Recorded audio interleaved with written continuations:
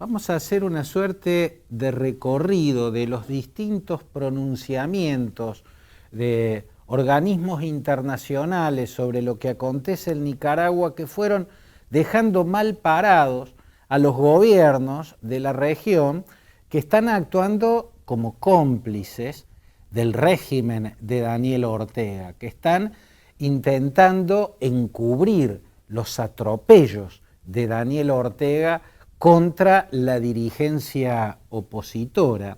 Esos gobiernos son, por ejemplo, Bolivia, por ejemplo, el de Argentina, por ejemplo, el de México, ¿no? Y el recorrido de los pronunciamientos que los fueron dejando mal parados y los fueron dejando al descubierto en cuanto a las falacias de las justificaciones utilizadas, sería el siguiente, o tendría los siguientes hitos. Primero, la votación en el Consejo Permanente de la Organización de Estados Americanos de una resolución condenando la ola de detenciones impulsada por Daniel Ortega de figuras de la oposición y de precandidatos, o sea, de aspirantes a competir por la presidencia en la elección que será dentro de algunos meses en Nicaragua. Frente a esa resolución, o a la hora de votar esa resolución que no reclamaba una intervención militar extranjera, que no reclamaba imponer sanciones, que ni siquiera reclamaba la aplicación del artículo de la Carta de la OEA por el cual se suspende la membresía del país en cuestión, a la hora de votar esa resolución que simplemente condenaba una acción condenable, se abstuvieron Argentina y México y votó en contra de esa condena Bolivia, entre otros países, pero entre ambos suman un grupo minúsculo. La mayor parte de los países, 26 en total, contemos 25, separemos que uno de esos votos era el representante de Venezuela, pero no del Estado venezolano sobre el cual impera el régimen de Maduro y Diosdado Cabello, sino el representante de Juan Guaidó. Saquemos eso, 25 países de América votaron la resolución que condena acciones de Daniel Ortega que claramente son condenables. A la hora de justificar su abstención, Argentina y México, sobre todo México, argumentó que no quiere acompañar iniciativas de Luis Almagro, el secretario general de la Organización de Estados Americanos. En rigor, lo que hizo el Consejo Permanente fue pronunciarse sobre un tema que había planteado la Comisión Interamericana de Derechos Humanos. Pero es cierto que Luis Almagro, el titular de la OEA, es un personaje controversial. Desde mi punto de vista, sus formas de pronunciarse frente a los distintos acontecimientos muchas veces son totalmente cuestionables y ahora le sirvieron de coartada a México y también a la Argentina para justificar la abstención frente a una condena de acontecimientos que eran obviamente, objetivamente, condenables. A renglón seguido, el gobierno de Ortega, el régimen de Ortega, practica nuevas detenciones, o sea, continúa encarcelando a dirigentes opositores y a candidatos aspirantes a disputarle la presidencia en una elección que es la de este año. Entonces quedan totalmente mal parados Bolivia, pero sobre todo Argentina y México, quedan absolutamente mal parados. ¿Qué hacen? Convocan a sus respectivos embajadores en Managua para que vengan a sus respectivas capitales a hacer consultas, ¿no? Pero no fueron más allá de eso. A renglón seguido viene otro acontecimiento, el pronunciamiento del Alto Comisionado de Naciones Unidas para los Derechos Humanos, el brazo de Naciones Unidas que conduce Michelle Bachelet. El pronunciamiento es contundente contra Daniel Ortega, exigiéndole el cese inmediato de la racia contra los opositores y la liberación inmediata de esos opositores apresados. Argentina no firmó ese documento, Argentina no acompañó el pronunciamiento del Alto Comisionado de Naciones Unidas. Ya no era la OEA y Luis Almagro, ahora es la ONU, Naciones Unidas, y Michelle Bachelet. Ya no estaba la firma al pie de la resolución del controversial Luis Almagro, ahora la firma al pie de la resolución contra Daniel Ortega y sus atropellos era de la prestigiosísima Michelle Bachelet. Sin embargo, Argentina volvió a actuar de algún modo, de manera cómplice, con Daniel Ortega. ¿Qué pasó a renglón seguido?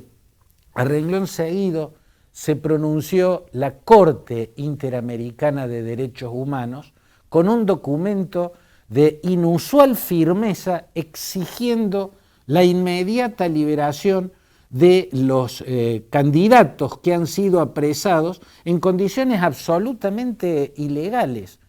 No se sabe dónde están, no pueden acceder a ellos sus abogados ni sus familiares, prácticamente fueron lo que en la Argentina de la dictadura militar criminal que primero encabezó Videla, llamaban chupar, fueron chupados por el régimen, ¿no? Entonces la Corte Interamericana de Derechos Humanos sale y le exige al gobierno, al régimen de Daniel Ortega, la inmediata liberación de quienes estén en esas condiciones. Eso es lo central de ese pronunciamiento. Y la Corte Interamericana de Derechos Humanos no es lo mismo que la Comisión Interamericana de Derechos Humanos, que fue la primera en denunciar y elevó el tema al Consejo Permanente de la OEA y por eso vino la primera resolución, la resolución condenatoria. La Corte Interamericana de Derechos Humanos, si bien tiene relación con la OEA, es un ente autónomo, ¿no? Es una organización judicial internacional, regional, de América, de las Américas, pero autónomo, tiene su sede en Costa Rica, no en Washington, que es donde está la sede de la OEA. La Corte Interamericana de Derechos Humanos está integrada por jueces prestigiosísimos, o que se suponen prestigiosísimos, y de distintas vertientes de derecho. De hecho, allí está Eugenio Zaffaroni, un jurista argentino kirchnerista, abiertamente kirchnerista. Zaffaroni es uno de los que firmó el pronunciamiento de la Corte Interamericana de Derechos Humanos contra el régimen de Daniel Ortega. Y ese nuevo pronunciamiento vuelve a dejar mal parado a los países, a los gobiernos de la región que vienen actuando como cómplices de la dictadura de Ortega, que vienen encubriendo las tropelías de las dictaduras de Ortega. Ya no es solamente el gobierno de Estados Unidos, el gobierno de los países que integran el Grupo de Lima, la Unión Europea, organizaciones internacionales de derechos humanos como Human Rights Watch, como Amnistía Internacional. Ahora es también la Corte Interamericana de Derechos Humanos. Y esas justificaciones son en realidad coartadas. Cuando México dice que actúa como actúa, absteniéndose, porque siempre estuvo en contra de las injerencias externas en los asuntos internos de un país, en rigor está mintiendo. Es cierto que México tiene una tradición en ese sentido, pero también es cierto que, por ejemplo, durante los gobiernos de Luis Echeverría y de López Portillo en la década del 70, que eran los gobiernos del Partido Revolucionario Institucional, México se pronunciaba en contra de la dictadura de Anastasio Somoza, el Nicaragua, en contra de los crímenes de esa sanguinaria dictadura y reclamaba condenas en los organismos internacionales. Y lo mismo ha hecho Argentina. Este gobierno argentino en varias oportunidades. Lo hizo en el caso Lula, cuando Alberto Fernández pidió Lula libre, ¿se acuerda? Pedía la libertad de Lula y tenía razón, estaba bien, estaba injustamente encarcelado. Siempre lo habíamos sostenido así en este espacio y yo en mis otras columnas. Pidió, por ejemplo, la Argentina consideraba dictadura al de Yanín Áñez en Bolivia y en gran medida tenía razón, en gran medida, o por lo menos en una medida importante tenía razón. Pero ¿por qué le llama a algunos casos injerencia en los asuntos internos y en otros no? Incluso el Frente Sandinista de Liberación Nacional, que hoy justifica la racia, la ola de encarcelamientos a los disidentes diciendo que son criminales porque demandan acciones externas y sanciones norteamericanas contra Nicaragua, miente, porque el propio Frente Sandinista de Liberación Nacional en la década del 70, cuando estaba en los campos de batalla luchando contra la dictadura, siempre enviaba delegados incluso al Congreso de los Estados Unidos a hablar, a exponer y a reclamarle al Congreso que Estados Unidos le ponga sanciones y aísle a la dictadura de Somoza. En fin, estos son algunos hechos sobre las coartadas de quienes encubren y de quienes son cómplices de una dictadura atroz.